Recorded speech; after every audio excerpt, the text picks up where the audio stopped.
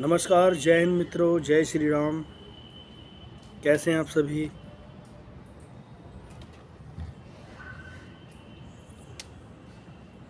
मैं ये कहना चाहता हूं मित्रों,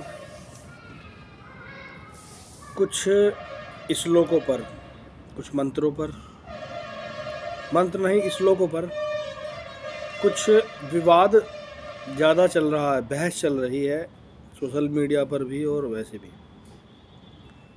मैं सिर्फ यही कहना चाहता हूँ, धीरे धीरे लोगों ने अपना आत्मज्ञान कम करते करते स्वयं को उससे अलग कर लिया, वेदों का पठन पाठन छोड़ दिया था और धीरे धीरे करके वो उनसे अज्ञान हो गए, एकदम अज्ञानी हो गए, उनको जानना ही भूल गए। अब वो लोग उनको क्या कहा जाए ये तो नहीं बताना चाहिए, या नहीं कहूँगा। मैं सिर्फ इतना कहूँगा कि समय के साथ साथ अर्थों के अनर्थ हो गए। और इसी श्रृंखला में एक श्लोक मैंने पहले भी बोला था, उसकी व्याख्या करने की आवश्यकता है नहीं, क्योंकि पहली वीडियो में मैंने उसके बारे में बात की है। ढोल को ताड़ना। अब ढोल को कैसे ताड़ेंगे? कोई लंबा सा मोटा सा लठ लेके बजाएंगे क्या? उसमें फट जाएगा वो तो ताड़ने का मतलब क्या है? ढोल फाड़ दो, बजने ही ना दो, देखते ही मार दो। हमारे चारों वेद में से वेद में संगीत का भी पूरा ज्ञान दिया गया है, विज्ञान भी दिया गया है। वर्तमान की बात करें तो कुछ विदेशियों ने ज़रूर आक्रमण करके उसको चुराने की भी कोशिश की थी और कुछ भाग जो है उनके पास भी गया। तात्पर्य कहने का ये है मित्रों कि ढोल को ताड़ना कैसे है, ढालना कैसे है, उसे किस तरह से थपथपाया जाए से मतलब है। यहाँ पर पांचों का ताड़ना अर्थ अलग भी है और ताड़ने का एक ही अर्थ नहीं होता है। हमारे समाज में नारी को प्रताड़ित करना कितना जघन्य पाप माना गया है, हमारे संविधान में भी। और हमारे कोई शास्त्र, कोई पुराण, कोई ग्रंथ आपको ये शिक्षा कतई देता ही नहीं है कि आप नारी को प्रताड़ित करो, परेशान करो। हाँ, ये ज़रूर कहता है कि आप नारी का ध्यान रखें, उस पर नज़र रखें, कोई कुमार मार्गी व्यक्ति की उस पर कुदृष्टि ना हो। इस प्रकार से अपनी बहन, अपनी बेटी और अपनी पत्नी यानी कि सहधर्मिणी का आपका दायित्व ध्यान रखने का होता है। इसी से चलते हुए आप समाज में अपनी प्रतिष्ठा को आगे बढ़ाते हुए अपना जीवन व्यतीत करें। मित्रों, थपथपाना, ढोल को थपथपाना बिल्कुल संगीतबद्ध तरीके से, ऐसे ही नहीं कि उसको ऐसे ही मारे कुछ भी मार दें उसमें तो फट जाएगा। तो वो धुन तान संगीत कैसे देगा? गवार व्यक्ति यदि, यानी अनट्रेंड कह सकते हैं, उसको इतना दिमाग बुद्धि ज्ञान नहीं है। यदि आप उसको काम बता करके छोड़ देंगे तो वह भली प्रकार से अपना काम करेगा नहीं करेगा। इसके लिए उसको ताड़ना, उस पर नज़र रखनी बहुत ज़रूरी है। यदि उसको समझाया जाए, बार बार गलती करे तब उसको डांटना भी पड़ सकता है, लेकिन वो काम को ना बिगाड़ दे। पशु होता है, पशु को ताड़ना, पशु हिंसक भी हो सकता है। और पशु, आप क्या करेंगे? पशु है आपके घर में, यदि मान लीजिए, आप ही समझ सकते हो, अगर पशु है और वो जंजीर, कई बार ही होता है कि खुल जाता है, हम बांध के आए, कई बार ही होता है, जिनके घर में वो जानते होंगे, खुल जाता है, जंजीर निकल जाती है, एंगल से निकल जाती है, भाग जाता है, घर से चला जाता है, बाहर पड़ोसी के वहाँ चला जाता है, किसी का चारा खाने लगता है, कुछ करने लगता है, तो वहाँ भी हड़कंप मच जाता है। आवाज़ लगाते हैं, जिसका है वो आके ले जाता है फिर, ठीक है जी। तो वहाँ पर भी नज़र रखनी ज़रूरी है। ये नहीं आप गेट भी खुला छोड़ दें, पशु को भी खुला छोड़ दें, वो सारा जो चीज़ उसके काम की है नहीं है वो सब गिरा देगा, इधर उधर मुँह मारेगा, ख़त्म कर देगा। पानी वगैरह आपका कुछ भी रखा हुआ कीमती सब इधर उधर कर देगा, ठीक है ना। इसलिए उस पर नज़र रखिए, उसको बांध के रखिए, अच्छे से रखिए। और यदि आप उसे पहले बैल होते थे, अब भैंसा होता है, अगर उसको आप बचपन से ही ताड़ेंगे, उसको ढालेंगे, तो वो आपकी सवारी बनने के भी काम आ जाएगा। खैर, तो यही प्रसंग है। अब जैसे मैं कहूँ, देखिए मैं इस बात को बड़े ही गौर जोर दे करके बोल रहा हूँ।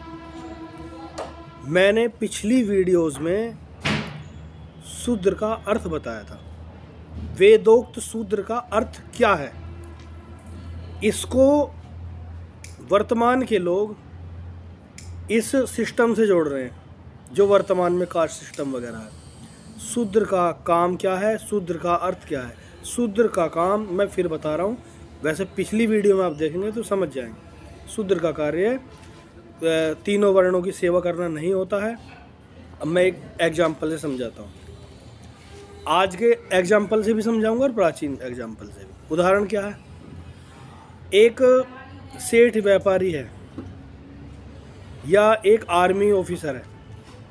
आर्मी ऑफिसर के 3 बेटे हैं और तीनों की हॉबीज़ अलग अलग हो सकती हैं और होगी भी। कोई डॉक्टर बनना चाहेगा, कोई संगीत या नृत्य या किसी विधा, किसी कला में अपनी रुचि रखना चाहेगा, और कोई बिजनेस या व्यापार करना चाहेगा, या हो सकता है पिता की तरह ही आर्मी या डिफेंस में जाना चाहे। तो तीनों की चॉइस अलग अलग हो सकती है। तो ऐसे में वो आज अपनी चॉइस पसंद के अनुसार अपना समाज सेवा या कार्य क्षेत्र पसंद कर सकते हैं। उसी प्रकार से प्राचीन में मनु द्वारा यही व्यवस्था बनाई गई थी कि जरूरी नहीं है कि क्षत्रिय का पुत्र क्षत्रियवत ही व्यवहार करे। अब क्षत्रिय कौन है? राजा। राजा के पुत्र, 3 पुत्र हैं राजा के। राजा का जो बड़ा पुत्र है वो कह सकते हैं कि युद्ध कला में पारंगत हो गया है, युद्ध कला में पारंगत है, प्रवीण है। तो वो आपने पिता के धर्म को आगे बढ़ाएगा, ठीक है। लेकिन जिसकी युद्ध कला में कोई रुचि नहीं है, जिसको कविताएं साहित्य इनमें रुचि है, तो वो क्या बनेगा? वो साहित्यकार ही बनेगा, वो कवि बनेगा। अगर आप उस व्यक्ति को युद्ध के लिए भेज दें तो क्या वो सेना का संचालन कर पाएगा, अपनी रक्षा कर पाएगा, या शत्रु को देखेगा? वो क्या करेगा? आप ही बताइए। ऐसे में तीसरा पुत्र जो है उसकी अन्य रुचि है। अन्य रुचि किसी भी विधा में हो सकती है। आजकल तो डॉक्टर बन जाते हैं, लेकिन उस समय वैद्य भी एक अलग शिक्षा होती थी। तो कहने का तात्पर्य है तीनों का अलग हो गया, तो उन पे राजा या प्रजा का भार क्यों थोपा जाए जब उनमें वो गुण ही नहीं है, वो चाहते नहीं है, उनमें गुण नहीं है, वो चाहते नहीं है, तो उन पर क्यों प्रजा का वो भार दिया जाए या प्रजा की रक्षा और भरण पोषण का दायित्व दिया जाए, क्योंकि उन्होंने वो शिक्षा ही नहीं ली है, ना उनकी कोई इसमें रुचि थी। इसी चीज़ को देखते हुए ऐसे बहुत उदाहरण मिलेंगे कि राजा के पुत्र राजा नहीं हुए, उन्होंने अपनी अलग कला रखते थे, शौक रखते थे, जिसकी वजह से अगर उनको राजा या उत्तराधिकारी बनाया गया तो इससे प्रजा का नुकसान हुआ होगा। इसी चीज़ को ध्यान में रखते हुए ये व्यवस्था बनाई गई कि कहलाते तो थे लेकिन वो थोपा ना जाए, यानी शिक्षा पद्धति जो जैसी रुचि के अनुसार अपना समाज सेवा या कर्म क्षेत्र चुनना चाहे वैसी शिक्षा ग्रहण कर सकता था। शिल्पकला, मेहनत का काम, कला का काम, उधेड़ बुन का काम हुआ, जैसे बढ़ई का काम हुआ, सुंदर महल भवन, मूर्तिकार, मूर्ति बनाना, ये सब चीज़ें ऐसे कि आदमी देखे इनकी कला को तो उंगलियां दबा ले दांतों में। ये शूद्र का अर्थ था मनुस्मृति के अनुसार, ये अर्थ था। अब इस अर्थ का अनर्थ बना दिया। अब इसको वर्तमान व्यवस्था और सिस्टम से जोड़कर देखते हैं कि जो इसी को कहा जा रहा है। समझ रहे हैं ना आप? जो समय पहले है वो आज नहीं है। क्या आपके दादाजी मोबाइल रखते थे? इंटरनेट से मैसेज से ही बधाइयाँ देते थे त्योहारों की? क्या करते थे? मोबाइल रखते थे? नहीं रखते थे ना। आप रखते हो ना, वो नहीं रखते थे। हर शताब्दी में हर मानव ने हर शताब्दी को अपने अपने ढंग से जिया है। समय एक जैसा नहीं रहा है, परिवर्तन हुआ है। परिवर्तन हुआ है रहन सहन में, ढंग संग में, सब चीज़ में। हम चीज़ मानते हैं समय के परिवर्तन से। हर पंथ, हर समुदाय, हर मजहब के तौर तरीक़ों में कुछ परिवर्तन भी आया है। कुछ कुरीतियाँ भी बीच में आई हैं, बिल्कुल आई हैं, इससे इनकार नहीं कर सकते, आई हैं कुरीतियाँ। लेकिन उन कुरीतियों को दूर किया गया। कुछ मंदबुद्धि, कुछ राजाओं ने सती प्रथा थोपी गई। आरंभ क्या का मतलब है? सती प्रथा का अर्थ होता था अपनी स्वेच्छा से, जबरदस्ती नहीं। कुछ मंदबुद्धि बेवकूफ़ राजाओं ने उनकी पत्नी को जबरदस्ती, जबरन अग्नि में बैठा दिया, जबरदस्ती थोप दिया वो प्रथा को। तो ऐसे मंदबुद्धि राजाओं की वजह से ये हमारा जो धर्म है वो अपमानित हुआ, और राजा मोहन राम ने इनका विरोध किया। और बहुत अच्छा समय, देखिए मित्रों, बहुत अच्छा समय आप लोग जी रहे हैं, हम लोग बहुत अच्छा समय जी रहे हैं। एक संविधान है, कानून है, हर आदमी को बाबा साहब अम्बेडकर के द्वारा बनाए हुए उस संविधान के अनुसार। कमेटी में और भी मेंबर थे, लेकिन अहम योगदान है बाबा साहब का उसमें। उसको हम जी रहे हैं, उसको जी रहे हैं। उन्होंने हमें एक जीने का एक बहुत अच्छा अवसर दिया है, किसी हमारे हित के लिए। हमारे भाई, हमारे देश के वीर जवान अपने आप को, परिवार को छोड़ करके शहीद होने के लिए तैयार हैं एकदम।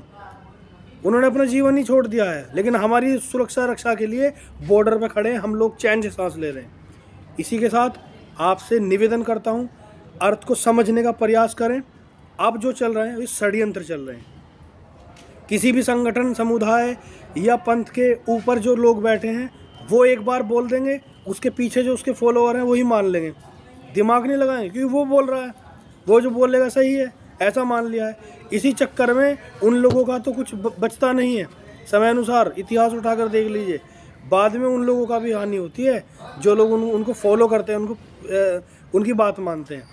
इन लोगों से, इन सब बातों से आप मानव धर्म को, मानव को हानि पहुंचाने का विचार कर रहे हैं, उनको प्रताड़ना दे रहे हैं मन से। तो कहे सुने में ना आए, अपने विवेक से काम लें, अपने विवेक से काम लीजिए आप। किसी ने कह दिया हाँ ऐसे होता था, अरे 5 शताब्दी पहले तो तुम्हारा ऐसा हो गया था, वैसा हो गया था।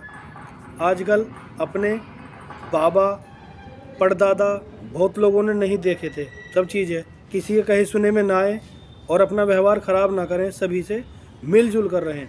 अब ऐसा समय नहीं है, समय बदल चुका है, ठीक है।